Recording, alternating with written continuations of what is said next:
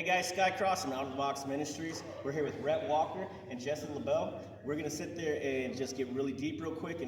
And first question, we're just going to shoot it off. If you were a dog, what kind of dog would you be? This is for the little kids out there, because, you know, I'm a husky man. I'd be a golden retriever. I know that. Golden retriever? Yeah. Yeah, I'd be a basset hound.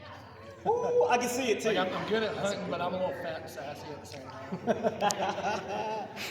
Okay, so now we're going to get some deep stuff here. I know that you got a family and you're on the road still a lot as well. And that pulls a lot at your heartstrings, especially when you're far away from your family for, you know, lengthy periods. Yep. What is it that just keeps you on fire for God like that, and it doesn't set you back and it doesn't tear you apart? What is that connection with God, and how does it work so that everybody everywhere else, you know, that struggles to have the kids, the family, the wife, they work 14 hours a day, they feel like they're just losing it? Well, I say for me, I have to stay in the Word. If I don't stay in the Word, I start pulling from my own strength. Like, I can get up here and do a concert. I've been doing it for 12 years. But no one in the room is going to be moved. And if I'm in my Word going, Lord, you got to lead this, you got to go before me. And then I got a wife that champions me. Like, she's like, Rhett, we're out here, you know, making a difference. Like, even though I'm at home with the kids, people have walked through hell just like we have. And there's a lot of people that don't know about the grace of Jesus. And so if anybody's going to do it, you know, like, Lord, send us. Like, let's go do it. So she champions me. The kids champion me. They get to come on the road a lot of times. But it's about staying in your Word, like having your sword with you and going out and going, Lord, lead tonight. Like, we need you to, if Rhett tries to do it, it ain't going to move anybody. Amen. I totally agree. That's good. I don't know how I follow that up, but I mean, for me, I don't have a family at home. I just have a dog right now. So as much as I miss her, I know that this is my battleground, you know, and I had to go through my own battleground before I even knew who the Lord was, and He had to fight for me. And so what I'm doing out here, I'm fighting those battles for the person who needs to hear it. And for me to be able, like, we connected a thread out in the lobby tonight of somebody who I knew back in Canada, but they didn't know that I had come to Christ yet, and they're on the fence and they're almost there. And it's just that thread of that text message that could be sent that could save someone's life.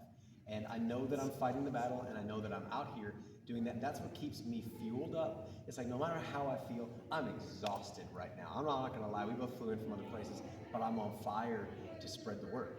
And that fuels me up like it's like caffeine, right? And you could feel it tonight. Yeah. With the people. It was like, man, let's sing about Jesus. It was full of the Spirit. And it doesn't matter how tired I am, it doesn't matter how much I miss home. I'm like, I'm doing the most important work I'll ever do in my life. Amen. Yeah. Amen.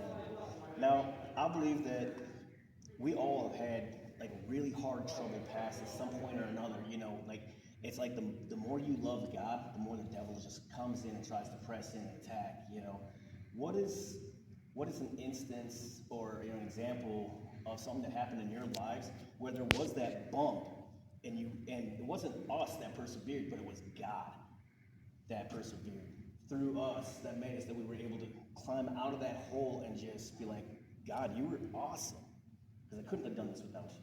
Mine would have been when I was 17 and we found out we were pregnant. I was on a quick road to destruction, I was living selfishly, doing whatever I wanted. Didn't care who it affected, just me. And then all of a sudden April gets pregnant, and it was like, all right, I'm coming after you, the Lord to me. And you have a choice to make. Are you going to go, hey, you're the only one that can pull me out of this, save that baby, and make a family? Is like nothing I could do. And we surrendered our life, surrendered our marriage, and surrendered that baby to the Lord. And now we've been married 20 years this year, 19-year-old, 16-year-old, 12-year-old, and 6-year-old. Dang, that is awesome. Yeah, man. That is epic. Same question. My big roadblock was literally a roadblock. I mean, it was when I was shot. It was quite literally. We talked about it at the show. I don't think we have enough time to tell you the whole story, but it was a case of road rage, and you know, a human came at me and tried to take my life, but I know that was the enemy trying to take my life, presenting himself in human form. And for me, I almost died for the 4th time in 4 years, but the other struggles that I went through they were near-death experiences, but it wasn't like you get shot and you're in a hospital bed thinking, I just escaped.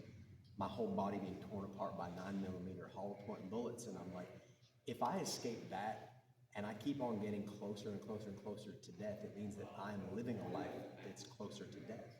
and I needed to live a life that was closer to life. And I knew that the choices I was making were poor decisions. They were leading me closer to the devil, and they were leading death closer to me, and the two are the same thing.